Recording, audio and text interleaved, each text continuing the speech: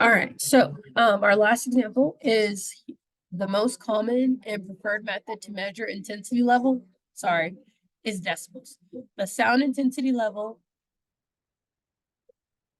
okay, Selena.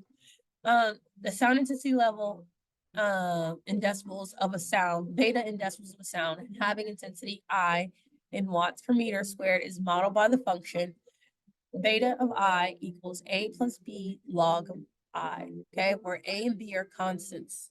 Okay. The sounds of noisy traffic has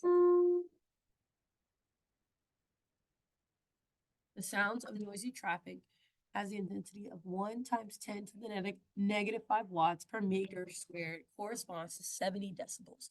A loud concert has an intensity of 1 and corresponds to 120 decibels, okay?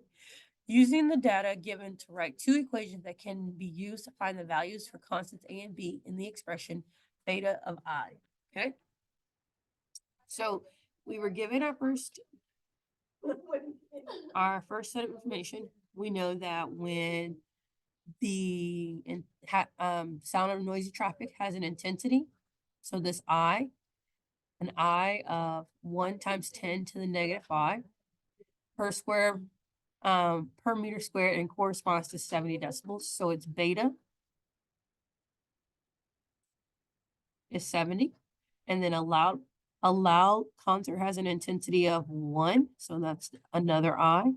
So this was our I1, beta 1, I2. And then this is beta 2. So we're going to write our two equations to help us solve for A and B. Okay. So up first, we have beta 1 is going to be 1 times 10 to the negative 5, which equals A plus B log of 1 times 10 to the negative 5 equals 70. Okay. Our second beta is going to be 1, which is just 1. And that equals A plus B times the log of 1 equals 120. All right. So now we have our two equations, and we're going to simplify the second one. So we can simplify the second one by log base 10 of 1. So log base 10 of 1 is just 0. 10 to what power equals 1, right? So this becomes A plus B times 0 equals 120.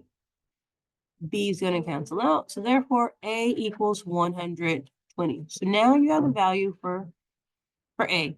So we know from here, from working this, that A equals 120.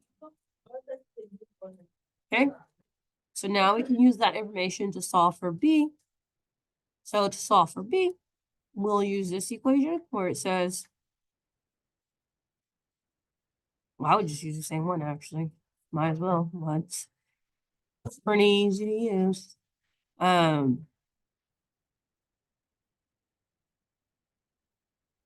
are we at? Oh, I also can simplify this one. I don't know why I didn't. Hold on. Sorry. So we also can simplify here. This is saying 10, B log base 10 of 1 times 10 to the negative 5. That's just going to be negative 5. So this also simplifies down to A plus B times negative 5 equals 70. So that's our simplified equation. So we know A equals 120. We know that we have this, A plus B. So now to solve for, we already solved for A, solve for B. We get 120 plus B times negative 5 equals 70. We're going to subtract 120. Then we get B of negative 5 equals negative 50. We divide by negative 5. So we get that B equals 10.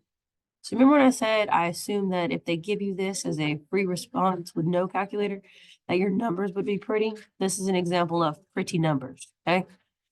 So now we have our equation. So our equation is beta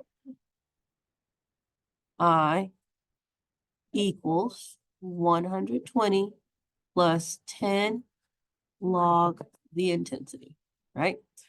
So it says here, the human eardrum can burst when sound reaches an intensity of 1 times 10 to the 4th watts per meter squared. According to the model found above, what is the predicted number of decibels required to burst a human eardrum?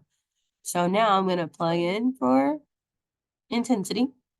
So beta of 1 times 10 to the 4 equals 120 plus 10 log of 1 times 10 to the 4.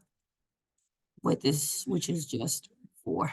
So we get 120 plus 10 times 4, which equals 160 decibels, would be our final answer. Okay. So this is a nicer example of how that would work out. All right.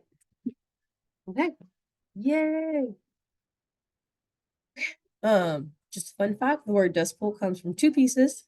Deci refers to the fact that the level of sound found is multiplied by 10 as a part of the formula. Bell refers to Alexander Graham Bell, the inventor of the telephone, and the person decibels are named after. So there you go. That's how you come up with the word decibels. All right. That's